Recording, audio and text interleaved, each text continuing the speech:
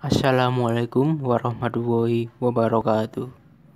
Perkenalkan, nama saya Syobur Rahman dari kelompok 2 yang beranggotakan yang pertama saya sendiri Syobur Rahman, yang kedua Nisfatul Awaliyah, dan yang ketiga Silvi Wahidatus Sholihah. Baik, kali ini kami akan membahas tentang kesetaraan gender dalam Al-Quran dan Hadis. Definisi gender. Gender dalam istilah berarti seks atau jenis kelamin. Pada kedua jenis kelamin yang dikonstruksikan secara sosial dan kultural, bisa diartikan sebagai sifat juga karakter yang melekat. Pengertian gender menurut Margaret L. Anderson adalah gender merujuk pada perilaku yang dipelajari secara sosial dan harapan-harapan yang berhubungan dengan dua jenis kelamin. Sebagaimana kategori sosial yang dibangun berdasarkan ras, kelas sosial, pola-pola gender adalah apa yang diharapkan orang lain terhadap kita dan apa yang kita harapkan pada diri kita sendiri. Gender dalam skala besar dipahami sebagai kesempatan hidup dan mengarahkan hubungan sosial kita dengan yang lain. Menurut Nazaruddin Umar, gender merupakan suatu konsep yang digunakan untuk mengidentifikasi perbedaan laki-laki dan perempuan dilihat dari segi sosial budaya. Gender dalam arti ini mendefinisikan laki-laki dan perempuan dari sudut non-biologis. Gender secara umum yang lazim dapat dikenal oleh masyarakat yang digunakan untuk mengidentifikasi perbedaan antara laki-laki dan perempuan dalam bidang anatomi biologi, hormon dalam tubuh, kimia, anatomi fisik, dan lain-lain.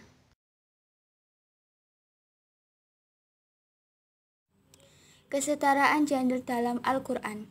Gender tidak tertulis secara jelas di Al-Quran, namun hal-hal yang berkaitan dengan gender dapat diketahui dalam penggunaan kata pria dan wanita dalam Al-Quran. Kedua kata tersebut dapat disebutkan dalam tempat, di antaranya yaitu mudzakkar dan muannas, dapat menunjukkan kedewasaan dan menunjukkan kepastian dan tanggung jawab, juga menunjukkan kebesaran seorang tokoh. Terlepas dari itu, kehadiran pria dan wanita di dunia merupakan sebuah kesetaraan, dan keduanya dapat menjalani perbuatan baik, mendapatkan imbalan pahala setara tanpa pandang status pria maupun wanita. Dan keduanya pun telah mendapatkan larangan untuk melakukan keji dan mungkar. Dapat kita buktikan dalam Al-Quran surat An-Nahl ayat 90 yang artinya, sesungguhnya Allah menyuruh kamu berlaku adil dan berbuat bajik, memberikan kepada kamu kerabat, dan Allah melarang dari perbuatan keji, kemungkaran, dan permusuhan. Dia memberi pengajaran kepada kamu agar kamu mendapatkan dan dapat mengambil pelajaran. Keberagaman dan perbedaan yang ada pada laki-laki dan wanita merupakan sebuah fitrah kemanusiaan, karena bagaimanapun mereka yang berdakwah sajalah yang mendapatkan tempat terbaik di sisi Allah Subhanahu wa Ta'ala. Perempuan bukanlah makhluk yang dipinggirkan dan direndahkan martabatnya. Komarudin Hidayat menyebutkan bahwa citra wanita yang diidealkan dalam Al-Quran ialah wanita yang memiliki kemandirian, al-istiqlal al-siyasi. Dalam Quran surat Al-Mumtahanah ayat 12 menyebutkan yang artinya, hai Nabi, apabila datang kepadamu perempuan-perempuan yang beriman untuk mengadakan janji setia, bahwa mereka tidak akan menyekutukan Allah, tidak akan mencuri, tidak berzina, dan tidak akan membunuh anak-anaknya, tidak akan berdusta yang mereka ada-adakan antara tangan dan kaki mereka, dan tidak akan mendurhakai dalam urusan yang baik. Maka terimalah janji setia mereka dan mohonkanlah ampunan kepada Allah untuk mereka. Sesungguhnya Allah Maha Pengampun dan Maha Penyayang.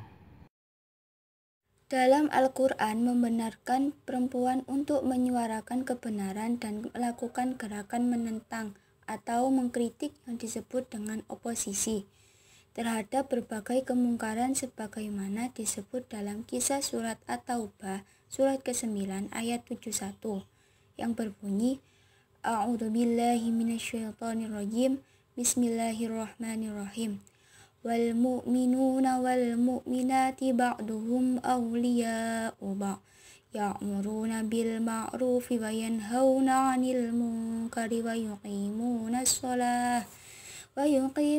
as-salata wa yu'tuna az-zakata wa yuti'una Allaha wa rasulahu ulaika sayarhamuhumullah innallaha azizun hakim, yang artinya, dan orang-orang yang beriman, lelaki dan perempuan, sebagian mereka adalah menjadi penolong bagi sebagian yang lain.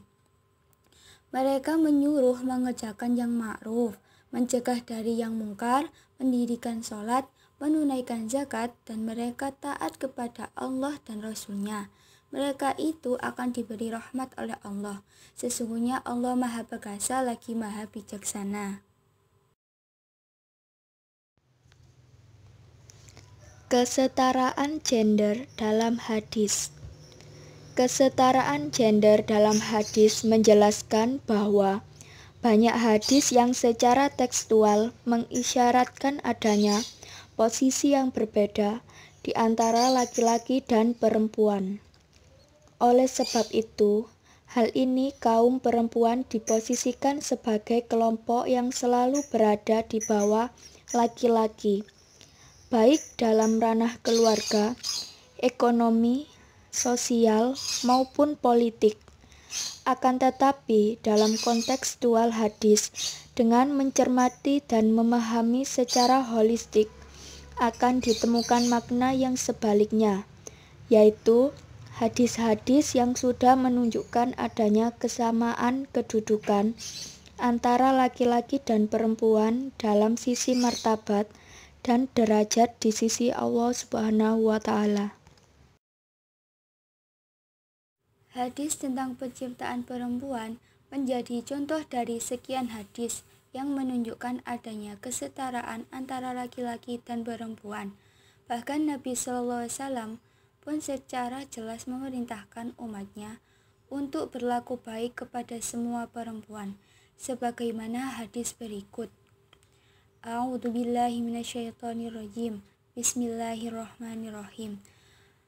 An Abi Hurairah radhiyallahu an qala Rasulullah sallallahu alaihi wasallam istausu bin nisa'i fa innal mar'ata khuliqat min dila'i wa in a'waja syai'un fi dhala'i a'lahu fa in dhahabta tuqimuhu kasartuhu wa in taraktuhu lam yazal a'waja fastausu bin nisa'i. Hadis tersebut mempunyai kualitas sanad yang sahih, akan tetapi para ulama masih belum satu kata dalam menerima kehujahan hadis tersebut, dan para ulama serta para sarjana masih mempersisihkan keotentikan hadis tersebut sebagai sabda Nabi Shallallahu Alaihi Wasallam. Pendapat kelompok yang menerima hadis tersebut, baik sanad maupun matannya, sebagai sabda Nabi Muhammad SAW. Pendapat pertama, memahami hadis tersebut secara tekstual, sehingga menurut pendapat mereka, perempuan atau Hawa benar-benar diciptakan dari tulang rusuk laki-laki atau Adam. Pendapat yang kedua, memahami hadis tersebut secara metaforis. Hadis ini mengandung pesan bahwa perempuan harus diperlakukan dengan baik, bijaksana, dan tanpa kekerasan. Kelompok yang menolak validitas hadis tersebut. Mereka berpendapat bahwa dalam surat An-Nisa ayat 1 sama sekali tidak mendukung paham yang menyatakan bahwa Hawa diciptakan dari tulang rusuk Adam. Oleh karena itu, hadis yang menyatakan bahwa perempuan diciptakan dari tulang rusuk laki-laki harus ditolak karena tidak sesuai dengan ayat Al-Quran. Dari beberapa uraian di atas, dapat disimpulkan bahwa secara umum terdapat 3 pendapat mengenai interpretasi hadis tentang penciptaan perempuan. Yang pertama, interpretasi tekstual. Ini berarti perempuan harus diciptakan dari tulang rusuk laki-laki. Yang kedua, interpretasi metaforis. Hadis ini mengandung pesan bahwa perempuan harus diperlakukan dengan baik, bijaksana, dan tanpa kekerasan. Dan yang ketiga, menolak hadis tersebut karena bertentangan dengan ayat Al-Quran, surat An-Nisa ayat 1 yang menegaskan bahwa laki-laki dan perempuan diciptakan dari bahan atau jenis yang sama. Sekian penjelasan dari kelompok kami. Assalamualaikum warahmatullahi wabarakatuh.